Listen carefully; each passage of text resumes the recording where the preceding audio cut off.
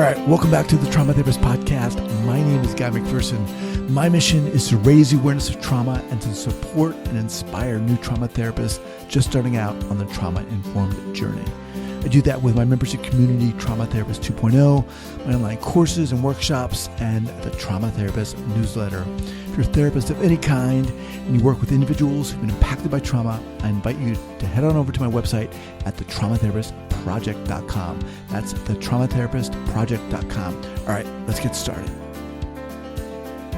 All right, so here we go. 5, 4, 3, 2, and 1. All right, folks, welcome back to the Trauma Therapist Podcast. Guy McPherson here, and very excited to have as my guest today, Nick Arnett. Nick, welcome. Thank you. Good afternoon. All right. So Nick is author of the Stress Management and Crisis Response Pocket Guide, as well as the upcoming book, Stress into Strength, Resilience Routines for Warriors, Wimps, and Everyone in Between. He's a critical incident stress management and resilience leader and instructor, a fire chaplain, wildland firefighter with the Spring Valley Fire Department and the U.S. Forest Service, and former paramedic with experience in domestic and international disaster response in medical communities, crisis intervention, and chaplain roles. To describe the book, there's a kind of blurb here that I'd like to read because I think it's pretty interesting. It said that this is not another, quote, how to lower your stress site. It's not about avoiding stress or how to get over or move on from trauma or grief. It's about performing your best while challenged. It's an invitation to seek balance and connections rather than one-dimensional fixes. If we grimly regard an experience as a horror to be buried and forgotten, we'll never find or make meaning. If we ignore trauma and pretend that life is all unicorns and sunshine, we'll discover sooner or later that our brains, bodies, and souls are holding onto the pain anyway. Nick, welcome to the podcast. Thanks. And if I could just clarify, the book Stress into Strength is out. Okay. It's in worldwide distribution, pretty much any bookstore or online bookseller. Awesome. Print and ebook and audio. Perfect. We'll have that linked up here at the show notes page at thetraumatherapistpodcast.com. Before we get going, Nick, share with the listeners where you're from originally and where you are currently. So I grew up in Pittsburgh, Pennsylvania. That's where I first became a paramedic. And then a few years after that, finished college, moved out here to Santa Clara, California, where I live now. Although during fire season, you can find me pretty much anywhere in, especially the Western United States. Okay. So let's get into it here. How the heck did you get into this field? Through a very difficult experience, like so many people I meet who works in especially peer support and critical incident stress management and public safety. Our niece's husband was a U.S. Marine who was killed in action on November 10th, 2004 in Fallujah, Iraq, which happens to be the Marine Corps birthday, as any Marine knows.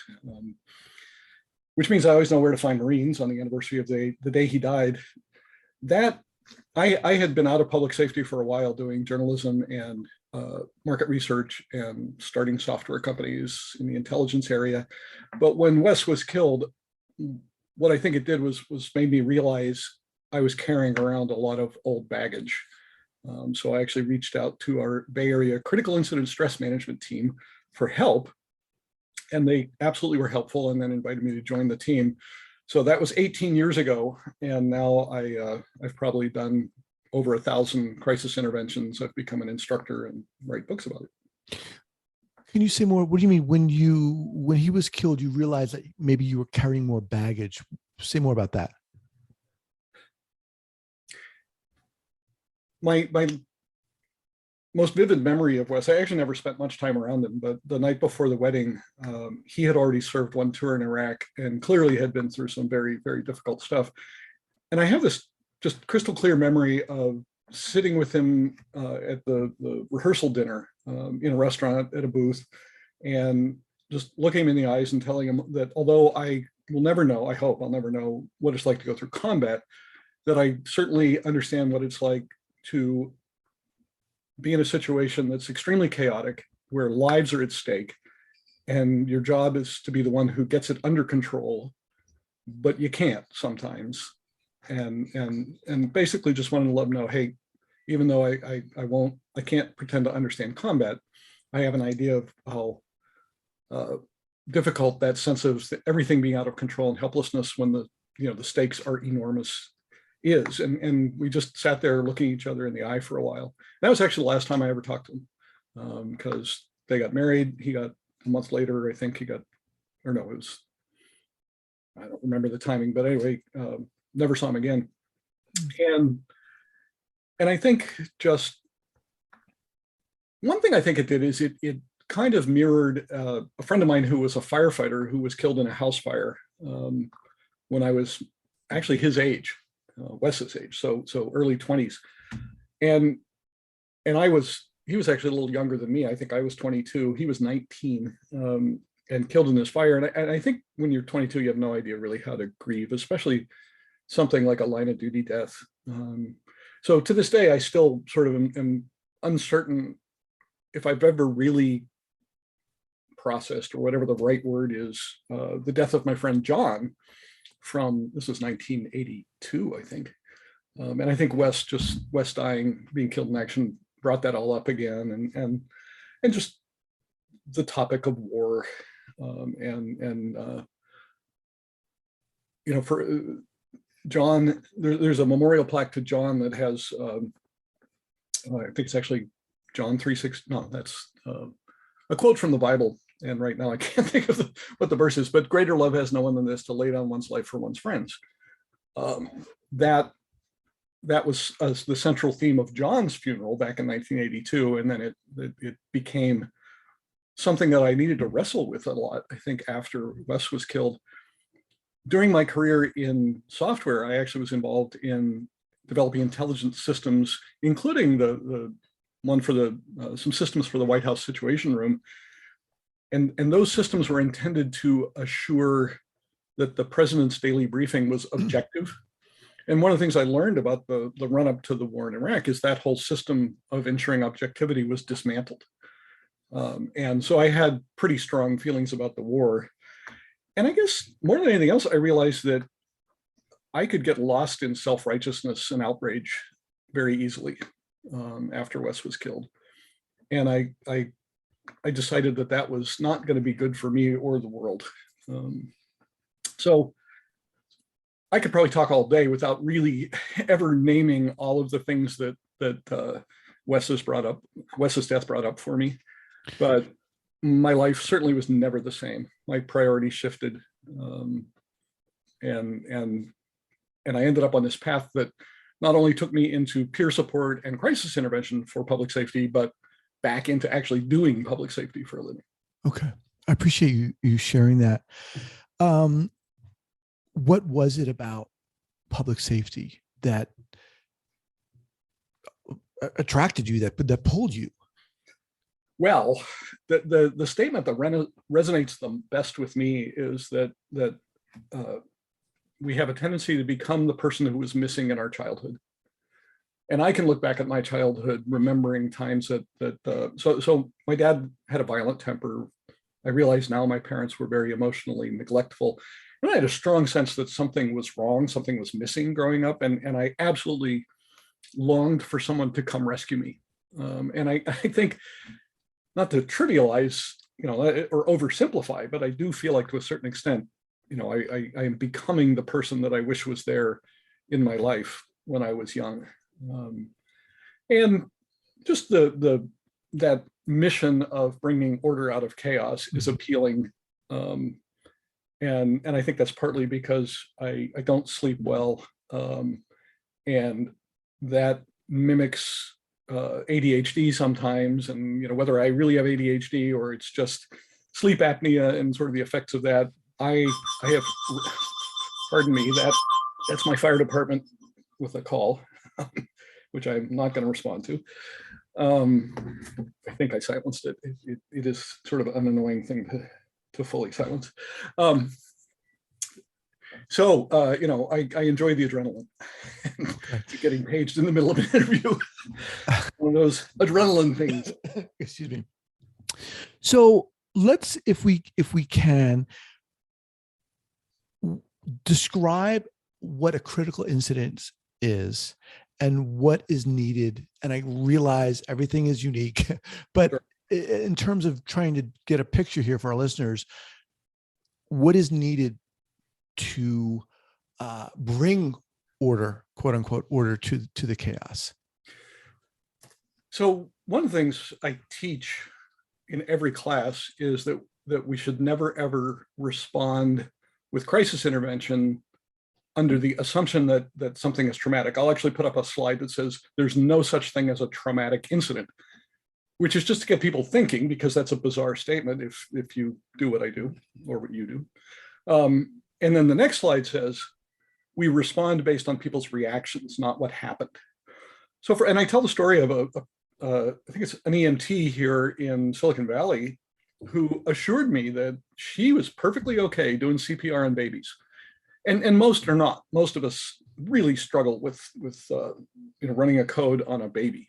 But she's a great example of how, what might be traumatic for me is not, apparently, we have to take people at their word, not traumatic for her. And she's run lots of codes on babies, and she seems to be doing okay. So a traumatic incident, the definition we work with in terms of responding is incidents that provoke very strong emotional reactions from the people involved. And involved can mean a lot of things, from directly involved to actually us as we hear those stories. Secondary vicarious trauma is absolutely real. We need support ourselves. And the other big thing I teach is I teach people to say what I say to people when I meet them after a critical incident, which is, I'm not here to fix this or make it better. And that's as much a reminder to me to shut down my codependence, because and the public safety action-oriented problem-solving personality, because they don't need, if it's a critical incident, it can't be fixed. Somebody has died or something equally horrible that there's no do-overs. What I say is our job really is to create the safe place for people to have the difficult feelings, because the only way to get rid of bad feelings is to have them. And I like to compare that to what Shrek says about farting: better out than in. So fundamentally, I think people need that safe place to go ahead and have the feelings, but they also need their sense of control restored. So when I teach people how to do, whether it's psychological aid or debriefings, defusings, whatever, that people have to have permission not to speak, because everybody needs that. Everybody has the right to decide what and when and where to talk about things. Although I think by giving people permission, we sort of signal, you have control. And I think people actually talk more when we give them permission. And the other big thing that I think people need is to hear the words "me too." I think "me too" is incredibly powerful. That the stress autopilot, the amygdala and the limbic system don't like isolation. Mm-hmm. There's something incredibly powerful. And I tell people this right after I give them permission not to speak. I'll say, however, if you name a thought or a feeling that someone else in this room has, you just help them, whether they are saying anything or not. So, put that little bit of pressure on people, inviting them to go ahead and talk about it. Another way to answer that question is, I think people need our curiosity, and specifically not the curiosity about what happened, but the curiosity about how was it for you to go through that. And again, that's addressing isolation, restoring the sense of control, ending the isolation, and then more long-term sort of acknowledging and normalizing reactions, just so that people don't feel like they're going crazy, and giving them ideas of what's supportive in the long run, and setting the example of that. Okay, so I think that was a good general overview. Can you get specific and share an experience you had and what this might have looked like? Yeah, I'm a little overwhelmed by the number of experiences. Plus, I always have to be careful about confidentiality. Of course. So I mean, sometimes these things can be so confusing to people. I do have my best friend's permission to talk about an incident he was involved in, where it was a Boy Scout event, and he got sent up to a zipline tower as the person who was clipping people into harnesses and so forth, and doing those safety checks, and they didn't train him properly. Someone wanted to go to lunch early, and his name's Dave, and I actually taught Dave technical climbing, so using ropes and so forth. So he had some background for this, but he had one of the parents who was a big guy, like 280 pounds, who chose to do the zip line Superman style, meaning instead of clipping in from the front, clip in from the back. So Dave clipped him in, not realizing what he was clipping him into was a loop on the harness that was just for hanging the harness up on the wall and couldn't handle the weight. And the guy leaped off the platform and the harness broke. And Dave's now looking at, this guy who he thinks, he said the first thought that came to his mind was, I just killed somebody. The man survived. And I will check in with Dave every now and then on how he's doing with that. And so a year or two later, I was asking him, one of the questions we use a lot is, what's hardest for you right now? So even 2 years later, what's the hardest thing for this right now? And what he said was, the hardest part of it in the long run was that there were no consequences. And in my training with Dr. George Everly, who was one of the founders of the Critical Incident Stress Foundation, which set our standards for how we do this, Dr. Everly really emphasized that when things are unpredictable, we can find that very stressful. And so I was able to reassure Dave that, yeah, that is a natural or normal response to this very abnormal event, because that stress autopilot part of the brain, the monkey mind, wants things to be predictable. And predictable would have been, if you almost kill somebody, you should be punished for it. Mm-hmm.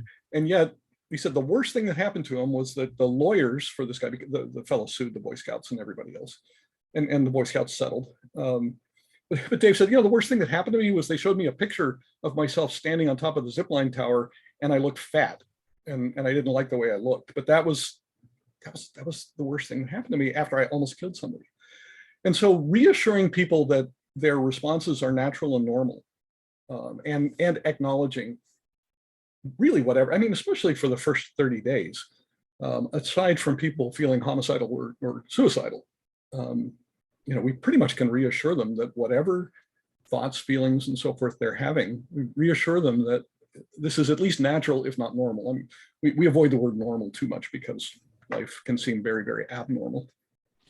Another example is just a very quick one. We had a mass shooting here at a Ford dealership, and one of the employees had run outside and then staying there. He was telling us, I wanted to run back in to help people. And I always thought I was the kind of person who would do that, but I was frozen. I could not physically move.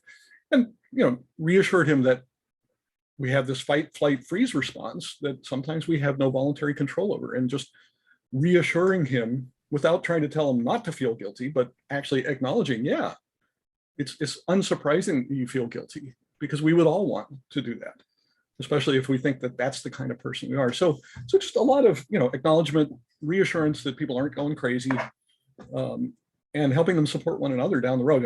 We come in for an hour or two, maybe a bit more for big events, but in the end, it's people's own social support network. And especially we'll tell them you're each other's best support. The people you went through this critical incident together with can be your best support, because unlike everybody else in the world, including me, they understand. They really can understand what it was like to go through that particular event. When you're working with a critical incident that involves multiple people, what is required there? What is required in terms of steps, processes, triaging? How do you put into place a protocol to create safety or regulation? So we have an expanding, we think of it as an expanding circle, and we'll try to start with the people directly involved. So those are the folks who are hands-on, and we keep roles separate. If it's the public, we do things somewhat differently than if it's the responders, especially responders who were operating as a team before the incident and need to continue to operate as a team afterwards. Very different from people from the public who may not have even known each other before they went through something. So we start with those closest, and then we kind of expand outward, and try to keep people who had similar experiences together, not mixing directly affected and indirectly affected people, and so forth. And then the big difference with people who were teams before and after is and this is misunderstood a lot, even within public safety, the word debriefing. So the word debriefing sometimes gets incorrectly used to refer to a one-on-one interaction, and that's never a debriefing. In fact, the research on all this can be very confusing, because a lot of times the research papers don't identify what protocol they were actually using. And so sometimes they'll talk about psychological debriefings, and if they're talking about one-on-one interactions, we know that the research is flawed, because there's no such thing. So we use psychological first aid techniques with individuals and with groups who are not a team. With teams, we have these very specific interventions called defusings, which we do in the immediate aftermath, and then debriefings, which we like to do 24 to 48 hours later. But those are really oriented toward a group of people who were a team before and are going to be a team after. And critical incident stress management in general is described as a continuum of care that ranges from sort of all the pre-incident preparation of, how are we going to train people, deploy them, and so forth, through these individual group interactions, people who specialize in families, the spiritual role, and then clinicians, and ultimately, inpatient psychotherapy. And something I didn't hear enough of it when I first got involved in this that I really emphasize when I teach people now is the importance of referrals. At every level of it, it's critically important that we know, when do we need to refer this person to a higher level of care? Mm-hmm. That's like the EMT out on the fire line who's looking at a firefighter who's got a laceration, knowing the criteria for whether they need to go to a clinic and see a doctor, or they can be just treated and stay out in the field. It's very much the same kind of thing. Can you share? I mean, you've been doing this for how long? 18 years. Okay. Can you share maybe an error you made early on?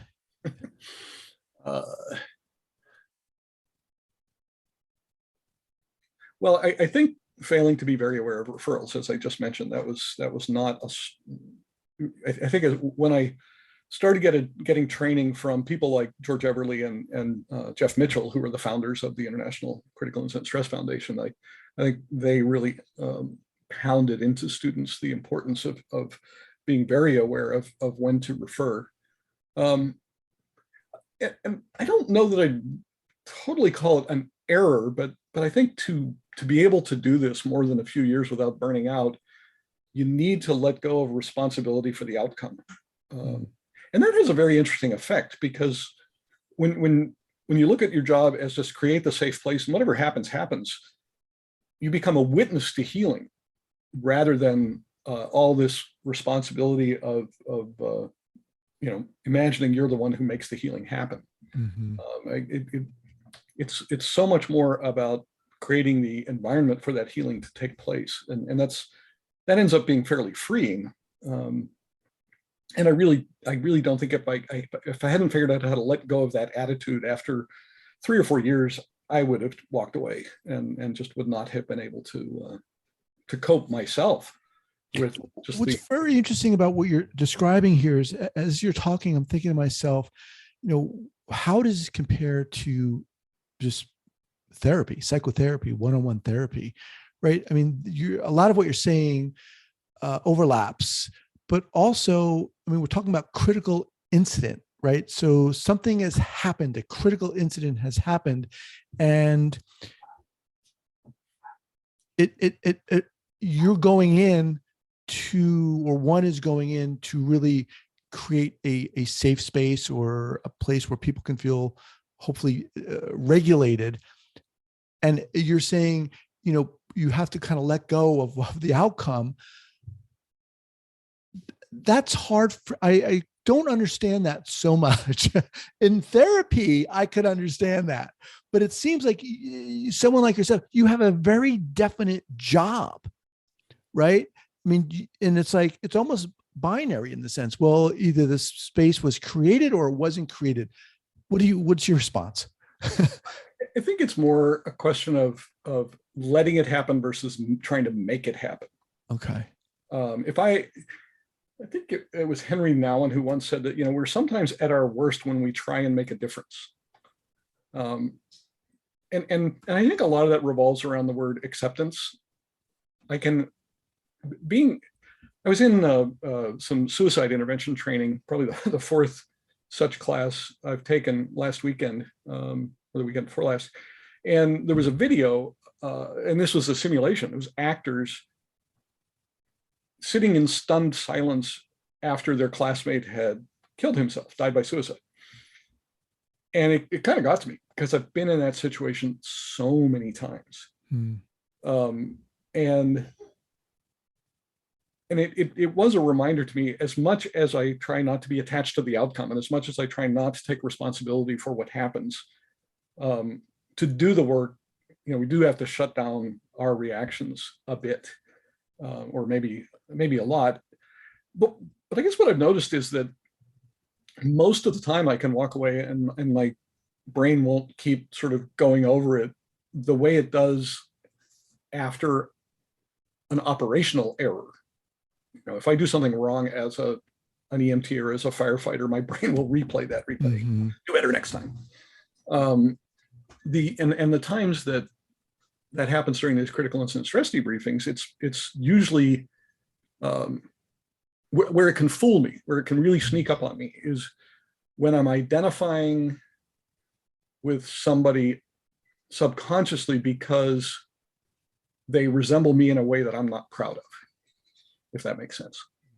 And I mean, just to clarify it, I have to be pretty vague here just for confidentiality, but we had a couple of teenage boys who did something terrible. And I sat down with one of them and talked to him for a couple hours soon afterwards, and it was just sticking with me. And it wasn't until a few days later that finally the light bulb went off, that their motivation for doing this terrible thing was that they felt like their parents didn't accept them for who they were. And it's like, oh goodness, that's very familiar to me. And then my brain kind of let go of it, and I could move along and not have it sort of bothering me. But part of the challenge, I think, in doing anything like this is just to notice when that's happening, because some of those things, as I rode Stress into Strength, I realized that the power of noticing is where all of this healing and change come from, because you really can't deal with something until you notice it's there. And we have an astonishing ability to not notice what our body's doing, not notice what our mind is doing, not notice what's happening to our values and priorities. And you asked about critical incident stress management versus therapy. I'm not sure there's a bright line, but metaphorically, I think if you're a clinician, you're a little more like a surgeon, in that you can deliberately open up a wound in your office because you know how to close it before the person goes home. Hopefully and theoretically. Yeah. That's beyond my skill set. I mean, in reality, for some limited set of circumstances, I probably could do fine, but I'm not prepared for anything. And this is what I teach my students. You don't. And so I'll say, never push, poke, or prod.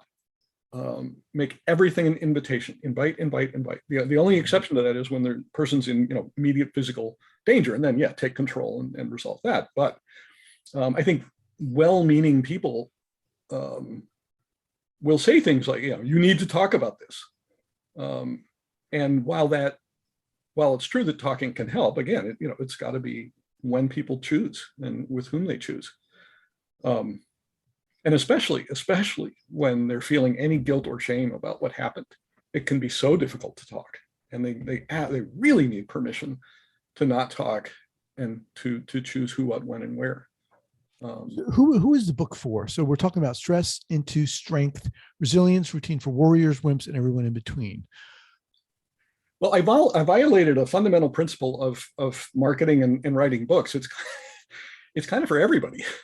Okay. Which is really not the way they say, not the way to sell books. And having been in business, I know that we always want to pick a target market and write just to that. But that subtitle, Warriors, Wimps, and Everybody in Between, it is a pretty broad-ranging book, and I was kind of amazed that HarperCollins Leadership picked it up anyway. But I think they're hoping, as I do, that it becomes kind of an evergreen title that just will continue to sell for a long time. I mean, that's where book publishers make their money, is this, and that's what I want for when I eventually actually retire. I'd like to have written some books that have their own momentum going. And another reason I think the book is a general audience book is, as I wrote it, I realized that our culture used to have a lot of the sources of resilience built in. Even 50 years ago, we had a lot more of the things that make us resilient just built into the way we lived. And we need to be very intentional about restoring those. What are you talking about? Like the family dynamic, or for example, or? So I talk in the book a lot about stress disconnects and renewal reconnects. And I guess, so one thing we really have going against us is the myth of toxic stress. And I call it a myth because I don't know if you're familiar with the University of Wisconsin study where they looked at 30,000 US adults and their attitudes towards stress and their stress levels. These people had filled out a survey 8 years earlier, and the researchers went back and looked up public records to see who lived and who died. And as you might expect, the people who reported really high levels of stress, either medium or high stress, who believed that stress is toxic to your health, quickest to die. But the people who reported the very highest levels of stress, who didn't believe that stress is toxic, lived the longest. And unfortunately, we could thank in part the tobacco companies for that, by funding some of the original research into stress and stress hormones and so forth, to sell cigarettes as a way to relieve stress, promoting the idea that stress will kill you.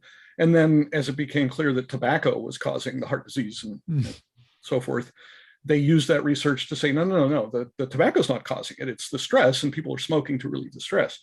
So that idea kind of got ingrained. So we're up against that.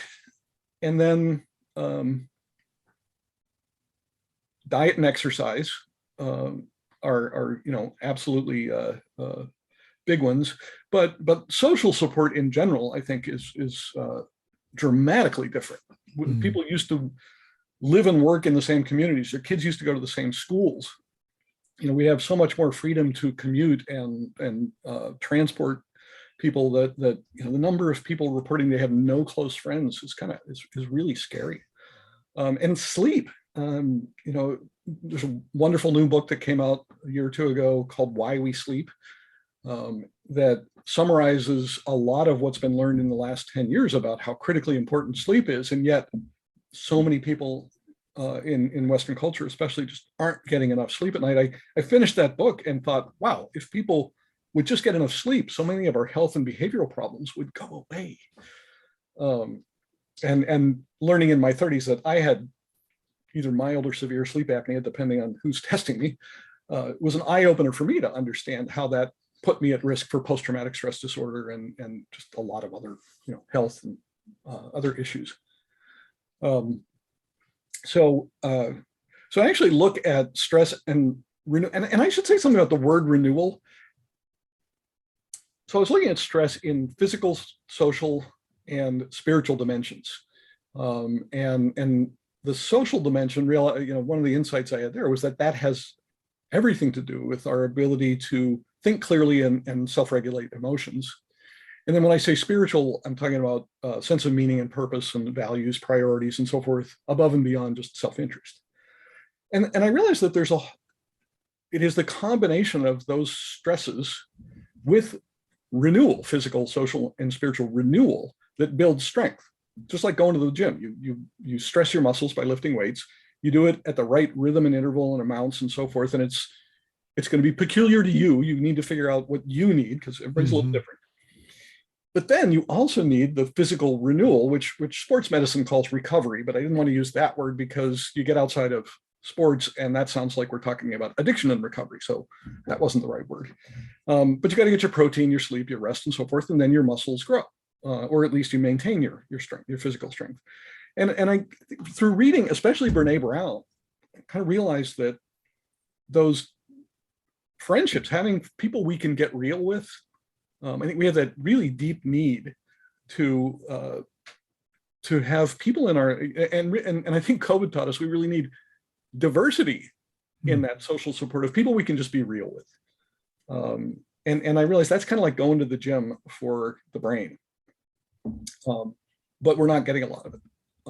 And social media is almost the opposite because it's self-promotional. It's not real. And you know, I warn people, don't compare yourself to what you're seeing people post on social media, because they really pretty much only post the good stuff. And then on the spiritual side, I realized, you know, we lose perspective, and the spiritual renewal is to get that perspective back. So my friend Dave, the same guy I was talking about before, he's my closest friend, so I have permission to talk about his difficult stuff. He lost a 2-year-old to a brain tumor many years ago. It's been more than 20 years now. And I've talked to him about, you know, what's that like now? And he says it's bittersweet. You know, it was horrible to see a 2-year-old suffer and then die.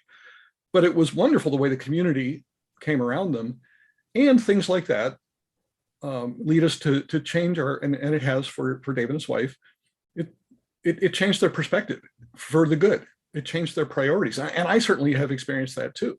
I mean, when Wes was killed in action in Iraq, it ended up really shifting my priorities tremendously in a very good way.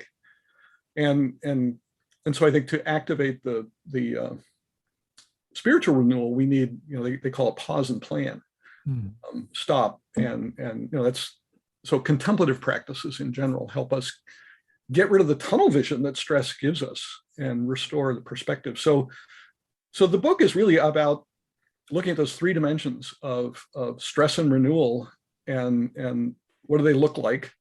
What does it mean to regularly experience the right amounts and kinds of stress and renewal at the right rhythms, the right intervals, and so forth. And by the way, I steered away completely from trauma, except for one paragraph in the back that basically says, hey, if these kinds of things are going on in your life, that could be trauma, and go to, you know, find a clinician. Again, sort of sticking to, you know, staying in my lane, as we say in the fire service, the guy who knows a few things, but is not a clinician. So the name of the book again here, as we wind down, is Stress into Strength, Resilience Routine for Warriors, Wimps, and Everyone in Between. Nick, what is the best way for people to get in contact with you and to perhaps learn more about you? So I do have a website, nickarnett.net, just like my name. I don't update it terribly often. I do have an Amazon author page. I'm on Facebook as Stress into Strength. And Twitter under my name, Nick Arnett. Okay. I do have an Amazon author page, which has information about all of my books. There's 4 of them. Awesome. All right, Nick, fascinating. And you're one fascinating individual. I really appreciate you coming on here. Thank you. All right, sir, we'll be in touch. Thank you so much for listening and supporting this podcast. And if you'd like to join the hundreds of other therapists who are each month keeping up to date and informed and inspired about what's going on in the world of trauma, I'd love to invite you to head on over to the Trauma Therapist newsletter. That's the traumatherapistnewsletter.com.